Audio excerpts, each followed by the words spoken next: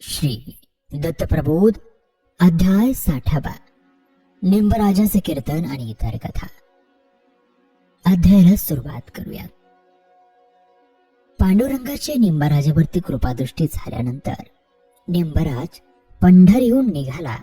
तो सेवाळ तीर्थावरती आला.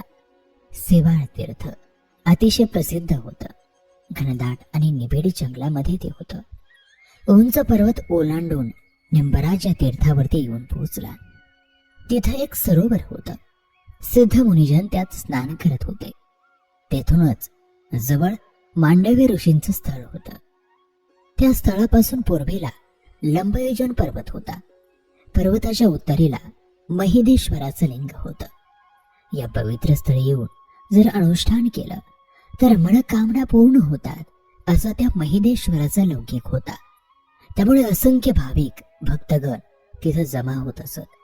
जपजाप्य अनुष्ठान करत असत. हे कीर्ती ऐकूनच निंबराजानं तिथं वास्तव्य केलं. सरोवरामध्ये स्नान करून संध्या करून तो सुचरभूत माराणा अनुष्ठानाला बसला. दिवस मावळायला आला तरी त्याचं भान निंबाला नव्हतं. निंब नामस्मरणामध्ये निमग्न झाला होता. त्यानं तोंडात पाणी देखील घातलं नव्हतं.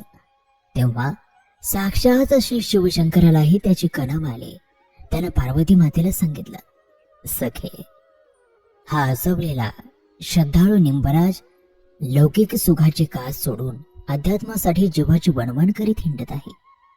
तो पंढरीरायाचा परमभक्त आहे. आपल्या भक्तावरती कृपा करण्यासाठी पंढरीरायानं श्री गजाननाला विनंती केली होती की हे विघ्नहर्त्या गजानना, रिद्धी सिद्धी नायका, तू निंबाला कृपाप्रसाद दे आणि तुझ्या कृपेच्या जोरावरती निंबाला माझ्या नामाचं भजन कीर्तन करण्याची संधी मिळू दे. गजाननानेही निंबाला संधी द्यायचं मान्य केलं आणि निंबावरती अनुग्रह करायचं ठरवलं. एक दिवस निंबराज झोपेत असताना श्री गजाननानं तेजस्वी ब्राह्मणाच्या रूपात त्याला दर्शन दिलं आणि त्याच्या मुखात प्रसाद म्हणून तांबूळ दिला. झोपेतच निंबानं तो खाल्ला. सकाळी उठून बघतो तो खरोखरच त्याचं तोंड पान खाऊन रंगलं होतं. आपल्या गजाननानं त्याच्यावरती अशा रीतीने अनुग्रह केला. तो आपल्या पायाशीही विनम्र होऊन उपाशीपुढे प्रार्थना करीत बसला आहे. आपणही त्याला संतुष्ट करायला हवं. पार्वतीनेही शंकराच्या म्हणण्याचा रुकार दिला आणि गवळणी स्वरूप घेतलं. साक्षात अमृत घेऊन ते निंबराज जिथं अनुष्ठानाला बसला होता तिथं आले आणि म्हणाले, असं उपाशी तापाशी राहून कशासाठी भजन कीर्तन करत? त्यात तुमचं मन लागणार नाही. हे माझ्या चरबीतलं दूध प्या आणि मग बघा कसे प्रफुल्लित व्हाल. निंबानं बरेच साडेबेडे घेतले, पण पार्वती मातेनं खूप आग्रह केला. तेव्हा त्यानं तिला वंदन करून, माते, तुमच्या अत्याग्रहासाठी मी हे पितो असं म्हटलं. त्यावेळेस पार्वती माते म्हणाली, बस जा. हे पेय तू प्याल्यानंतर तुझ्या जिभेवर प्रत्यक्ष सरस्वती नाचायला लागेल. तुझ्या कीर्तनानं लोक मंत्रमुग्ध होतील. तुझ्यावरती नारायण प्रसन्न होईल आणि तो तुझे सर्व मनोरथ पुरवेल. असा आशीर्वाद देऊन आंबा लुप्त झाली. इकडे निंबराज आपल्या गावी आला. त्याचे पुत्र आता वयात आले होते. संसार ठाकठीक चालला होता. निंबाला कीर्तन करण्याची अनिवार्य इच्छा झाली होती. त्याने कीर्तनाचं बारीक सारीक सामानही गोळा केलं. टाळ, मृदंग, वीणा, तबला सगळं जमवलं आणि कीर्तनाला प्रारंभ केला. तो स्वतः वीणा वाजवत होता. त्याचे दोन पाठोपाठचे मुलगे शिवराम आणि नारायण त्याला त्याच्या मागे उभे राहून साथ करत होते. हातात चिपळ्या, टाळ होते. निंबराज विठ्ठलाला आळवत होता.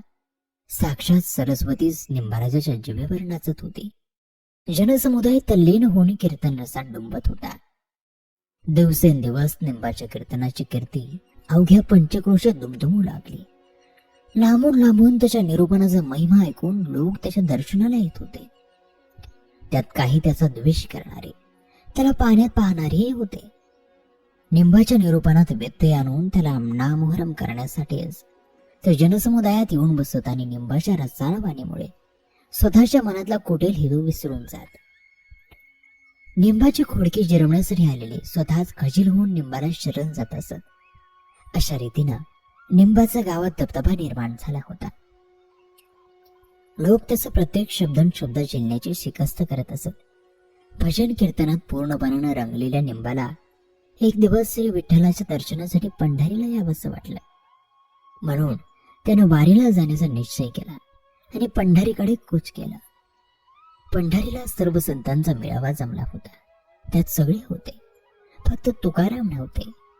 त्यांना आणण्यासाठी श्री विठ्ठलानं गरुडाला धाडलं.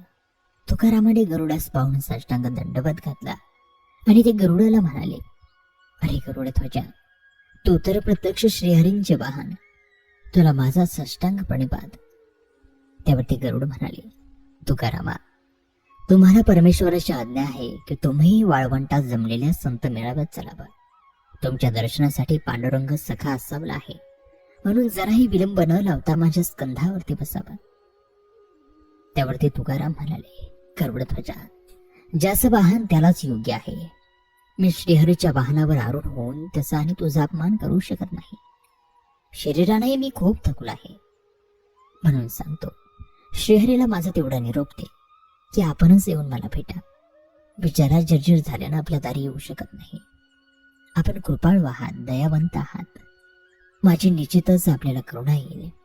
गरुडानं येऊन श्रीहरीला तुकयाचं म्हणणं सांगितलं, म्हणून त्यांना आपल्या शेषाला तुकारामांना आणायला पाठवलं. शेषही तुकारामांपाशी गेला. नम्रपणानं त्यानं तुकारामांना विनंती केली, आपण माझ्या अंकावरती विसवावं. आपल्याला कुठल्याही प्रकारचा त्रास न देता मी श्रीहरीचरणी येतो. त्यावेळेस संत तुकाराम म्हणाले, शेषा, तुझ्या भगवंताला सांग, शरीर भोगाने मी गांजलो आहे, माझे प्राण व्याकुळलेले आहेत. आपण कृपावंत होऊन दर्शन देण्यासाठी माझ्या दारी आला तर माझ्या जन्माचं सार्थक होईल.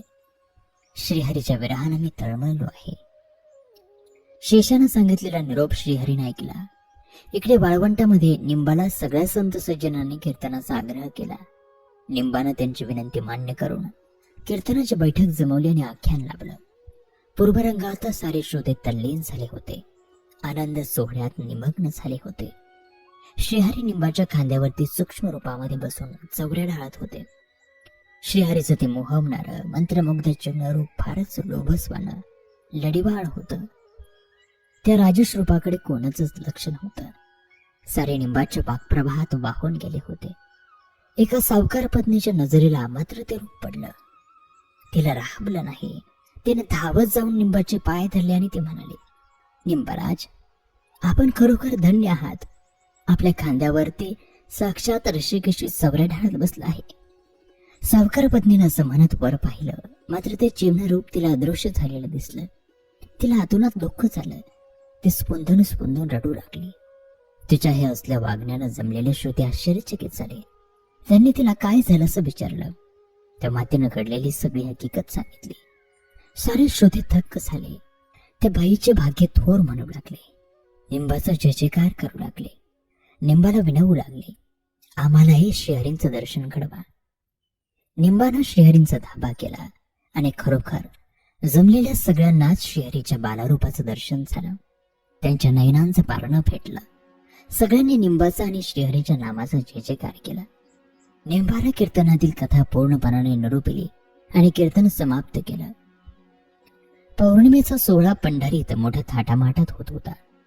पंढरीच्या बडव्याला आदल्या दिवशी रात्री श्रीहरीने दृष्टांत दिला की निंबा माझा अत्यंत लाडका आहे, तर पौर्णिमेच्या सोहळ्याचा या वेळेचा मान त्याला दे. त्याच्या हातानं बनवलेला काला मला प्रसाद म्हणून दे. बडव्यानं झालेल्या दृष्टांताप्रमाणे पौर्णिमेची पूजा निंबाकडून बांधली. त्यालाच काला बनवायला सांगितलं. त्या आनंदानं ते सर्व सेवा निंबानं केली. प्रसाद वाटला आणि साऱ्या संत सज्जनांचा निरोप घेऊन तो आपल्या घरी निघाला. निंबानंतर हळूहळू सारेच मार्गस्थ झाले. पंढरी सुनी सुनी वाटू लागली. श्रीहरीला अचानक तुकयाच्या विनंतीचं स्मरण झालं. रुक्मिणीला सोबत घेऊन गरुडाच्या स्कंधावरती बसून ते निघाले. तुकाराम श्रीहरींच्या दर्शनासाठी व्याकुळलेले होते. श्रीहरीला आणि रुक्मिणी मातेला पाहताच त्यांना गदगदून आलं. श्रीहरीने त्यांना प्रेमानं आलिंगन दिला.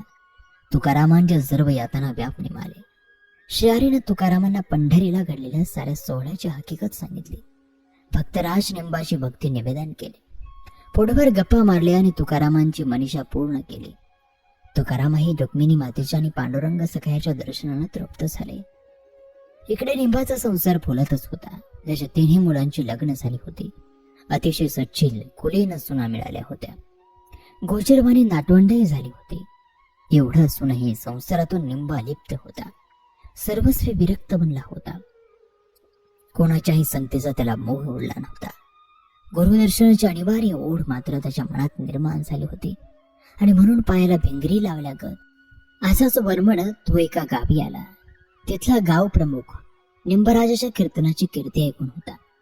त्यामुळे त्या गावात निंबाचं आगमन होताच त्याच्या आनंदाला पारावार उरला नाही. साक्षात श्रीहरी ज्याच्या खांद्यावर बसून त्याला वारा घालतात त्या महान संताचे पाय आपल्या गावाला लागले या जाणीवेने तो हरखला आणि त्यानं निंबाला कीर्तनाची गळ घातली. निंबानाही ते मान्य केली, पण अडचण अशी होती की साथीला कोणीच नव्हतं. काय बरं करावं अशा विचारात असताना संध्याकाळी आपल्या वडिलांचा शोध घेत शिवराम आणि नारायण दोघेही त्या गृहस्थाच्या घरी हजर झाले. आपल्या दोन्ही पुत्रांना बघून निंबाला अतिशय आनंद झाला. रात्री कीर्तनालाही अवर्णनीय रंगत चढली. श्रोते श्रवणामृतात डुंबले. कीर्तन संपलं तेव्हा प्रत्येक जण निंबाची वाहवा करू लागले. तुमचे पुत्र कसे अचानक तुमच्या समोर दत्त म्हणून उभे राहिले, प्रत्यक्ष नारायणाचीच कृपा असं म्हणू लागले. तेव्हा निंबानं आपल्या मागे उभे असलेल्या शिवराम आणि नारायणाकडे दृष्टिक्षेप टाकला. तेव्हा त्यांच्या मागे कोणीच नव्हते. ते दोघेही अदृश्य झाले होते. साक्षात नारायण त्या दोघांच्या रूपात येऊन निंबाच्या साथीला उभा होता. निंबानं हे मनोमन जाणलं आणि तो सद्गतीत झाला. हात जोडून त्यानं श्रीहरीला वंदन केलं आणि गुरुचरणांच्या शोधात तो सिंहाद्रीकडे निघाला. डोंगर दऱ्या पार करत असताना एकच ध्यास त्याच्या उडी मानसी होता. श्री दत्तात्रयानेच दृष्टांत देऊन निंबाला परमार्थाकडे वाटचाल करायला लावली होती. त्यांच्याच कृपेने निंबाला नरहरी गुरु लाभला होता. एकनाथ जनार्दनाचं दर्शन झालं होतं, पण प्रत्यक्ष दत्तात्रय दृष्टीस पडले नव्हते. त्यांच्या सगुण साकार रूपानं डोळ्यांचं पारणं फिटलं नव्हतं. मनाची आस निभवली नव्हती. म्हणून निंबाच्या मनाला अतिशय तळमळ लागली होती. सगुण दत्तात्रयांच्या भेटीविना तो झुरत होता. मनोमन दत्तात्रयांचा धाबा करत होता. अशा मनाच्या घालमेल झालेल्या अवस्थेतच तो वन पार करत होता. एवढ्यात जटाचूटधारी कौपिन धारण केलेली, हाती कमंडळू शंखचक्र घेतलेली श्री दत्तात्रयांचे घनगंभीर पण वत्सल तेजाळ मूर्ती त्याच्या पुढ्यात येऊन उभी राहिली. क्षणभर त्याचा त्याच्या डोळ्यांमध्ये विश्वास बसेना, पण मंद स्मित करीत दत्तात्रयाने जेव्हा त्याला हाक मारले, वत्सा निंबा, तुझ्या भोळ्या भाबड्या भावभक्तीनं आज मला इथं खेचून आणलं. असाच भगवत नामाचाच उद्घोष करीत राहा. तुझी कीर्ती दिगंतात पसरेल. तुला काहीही आणि कशाला कमी पडणार नाही. साऱ्यात राहून तू सगळ्यातून मुक्त होशील. निंबानं प्रेमानं श्री दत्तात्रयांना आलिंगन दिलं. त्याला आपल्या छातीशी धरीत दत्तात्रयाने त्याच्या मस्तकी वरत हस्त ठेवला. त्याला तृप्त केला आणि दत्तात्रय अंतर्धान पावले. आणि श्रुतोबी याबरोबर दत्तप्रबोध ग्रंथातील हा 60वा अध्याय या ठिकाणी समाप्त होत आहे. पुढील 61व्या आणि अंतिम अध्यायामध्ये निंबराजाची समाधी आणि श्री अनंताची कथा आहे. तो कथाप्रसंग पाहूयात पुढील अध्यायात. तोपर्यंत नमस्कार, धन्यवाद. श्री गुरु